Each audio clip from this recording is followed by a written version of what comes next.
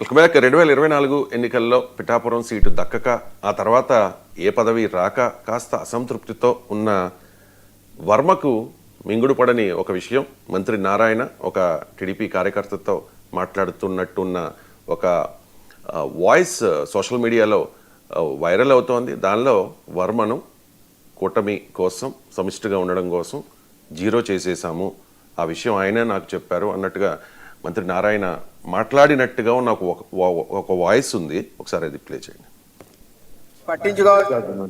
పిఠాపురం పవన్ కళ్యాణ్ గారు ఎమ్మెల్యే గెలిచారు. అక్కడ పిఠాపురం పవన్ కళ్యాణ్ గారు ఎమ్మెల్యే గెలిచారు. అక్కడ రోజు మన పార్టీ అతను వాళ్ళకి గెలుస్తారు. నా పని ఏంటంటే అక్కడ పద్ధతి అక్కడ వర్మ ఇది వెరీ ఫెరోషియస్ ఇండిపెండెంట్ గెలిచాడు. ఒకసారి ఇండిపెండెంట్ గెలిచాడు, మనం టికెట్ ఇవ్వకపోతే ఇండిపెండెంట్ గా గెలిచాడు.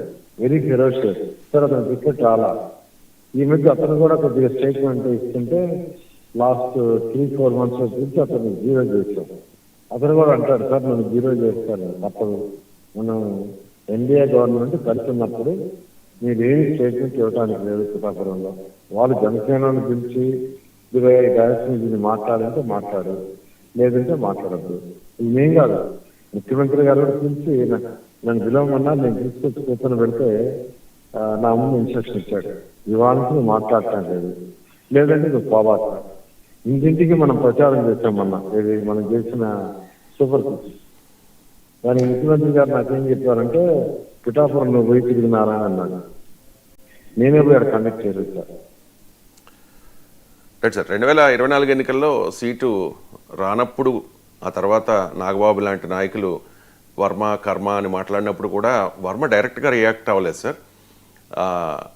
అంటే నాకున్న ఇన్స్ట్రక్షన్స్ మేరకు నేను సైలెంట్గానే ఉన్నాను అని చెప్పే ప్రయత్నం చేశారు. బట్ వర్మ అనుచరులు అయితే ఎప్పుడూ రచ్చ చేస్తూనే ఉన్నారు.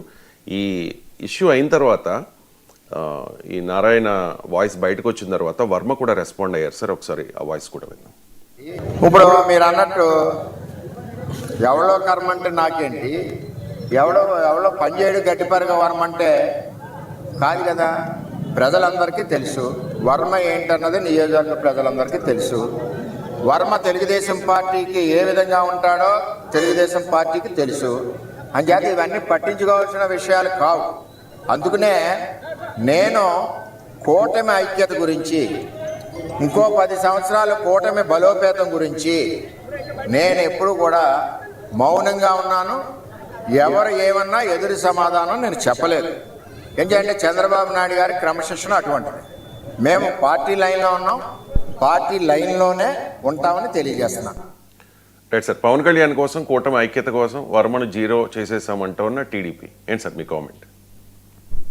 అంటే నారాయణది కాకపోతే ఇప్పటికి బహుశా వివరణ వచ్చేది పార్టీ తరఫున, నారాయణ తరఫున. ఇది నా వాయిస్ కాదు, ఇది డాక్టర్డ్ వాయిస్ ఇది. ఎందుకంటే ఇప్పుడు మన టెక్నాలజీ యుగంలో బతుకుతున్నాం, ఏదైనా జరగచ్చు కూడా, మార్ఫింగ్ కూడా. కానీ నాకు తెలిసినంత వరకు మీరు సరి చేయండి, ఇంతవరకు టీడీపీ నుంచి కానీ మంత్రి నారాయణ నుంచి కానీ ఇది నా వాయిస్ కాదు, అది ఆయన వాయిస్ కాదని వివరణ అయితే రాలేదు. అవునా? ఇప్పటికైతే సమయం 10 గంటల 5 నిమిషాలు అయింది. ఇప్పటికైతే తెలుగుదేశం పార్టీ నుంచి కానీ నారాయణ నుంచి కానీ ఎస్ అంటే నెక్స్ట్ క్వశ్చన్ వస్తే దానికి ఫారెన్సిక్ అనాలిసిస్ పంపచ్చు, అది ఒరిజినల్ టేపా కాదా సైంటిఫిక్ గా నిర్ధారించవచ్చు.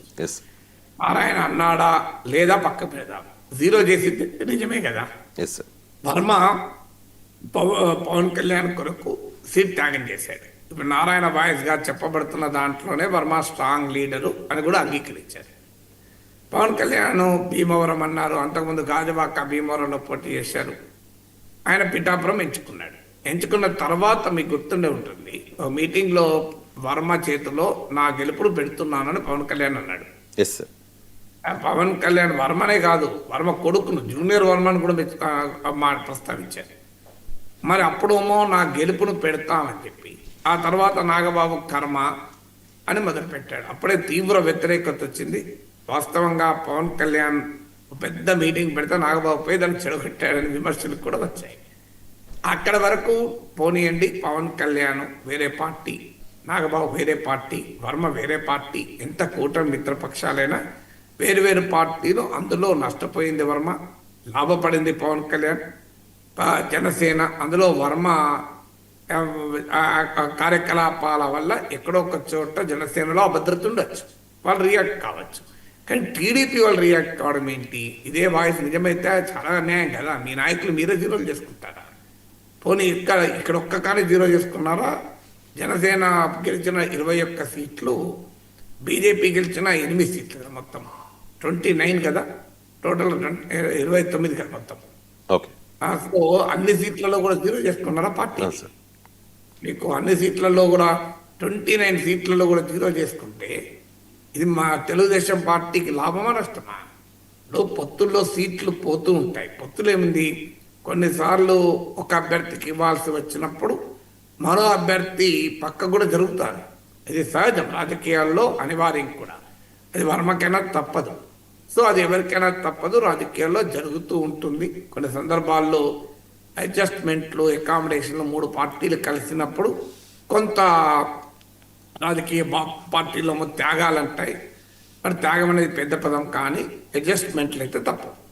అడ్జస్ట్మెంట్ తగ్గినప్పుడు అకామిడేట్ చేస్తుంటారు. వర్మకు కూడా నాకు గుర్తు ఎమ్మెల్సీ ఇస్తారని హామీ ఇచ్చారు, కానీ ఎమ్మెల్సీ ఇవ్వలేదు.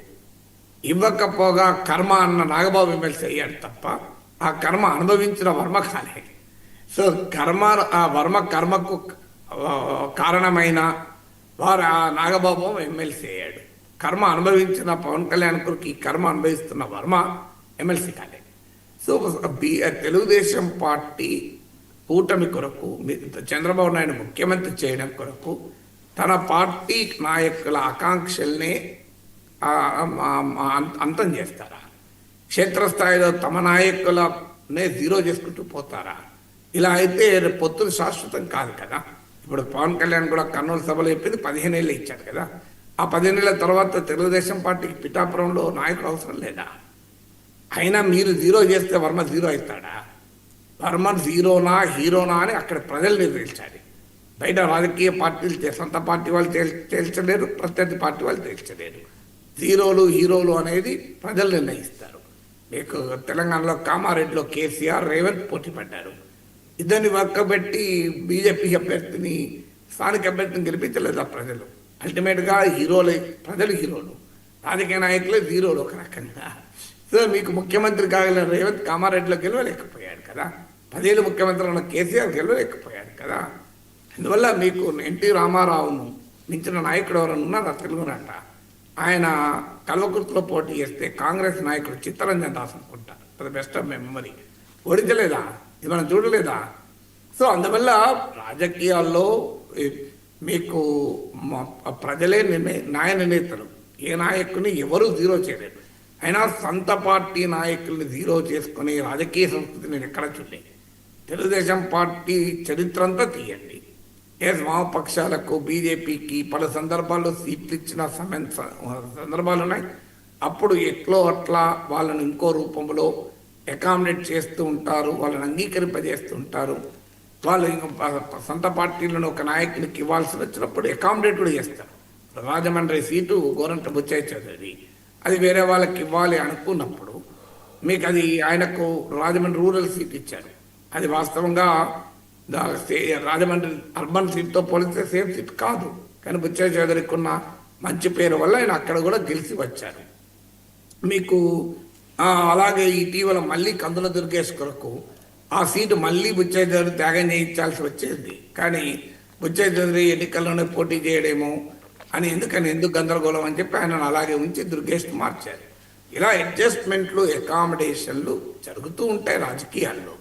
కానీ మీరు జీరో చేయడం ఏంటి? పొలిటికల్గా జీరో చేయాల్సిన అవసరమే లేదు కదా. పవన్ కళ్యాణ్ కొరకు వర్మను బలి చేసుకోవాల్సిన అవసరం ఏంటి? సొంత పార్టీ మిత్రపక్షమే కదా. వర్మకు అకామిడేట్ చేయండి. అకామిడేట్ చేయకపోయినా మీకున్న ప్రత్యేక పరిస్థితి అసలు వాస్తవంగా పవన్ కళ్యాణ్ ఇనిషియేటివ్ తీసుకొని వర్మను సూటబుల్గా రిహాబిలిటేట్ చేయాలి. ఎందుకంటే ఆయనే చెప్పాడు కదా, తన గెలుపును వర్మ చేతిలో పెట్టాడు కదా. అలా పెట్టినప్పుడు పవన్ కళ్యాణ్ గెలుపుకు సహకరించిన వర్మను పట్ల గ్రాటిట్యూడ్ చూపాల్సిన బాధ్యత పవన్ కళ్యాణ్ పైన ఉంటుంది. ఈవెన్ తెలుగుదేశం సిద్ధంగా లేకపోతే చంద్రబాబు నాయుడుతో మాట్లాడి ఇంకో వర్మ నా కోసం త్యాగం చేశాడు ఆ సీటు, అది ఆయన ఎమ్మెల్యేగా గెలవాల్సిన సీటు, నేను వెళ్ళడం వల్ల ఆయన సీటు పోటీ చేయలేదు.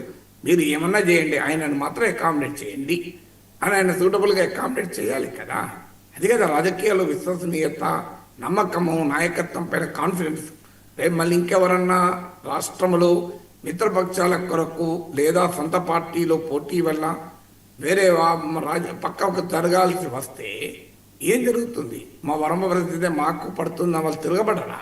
అది తెలుగుదేశానికి మంచిదా? నాకు అర్థం కాని విషయం. ఇలా జీరో చేసుకోవడం ఏంటి అనేదే క్వశ్చన్.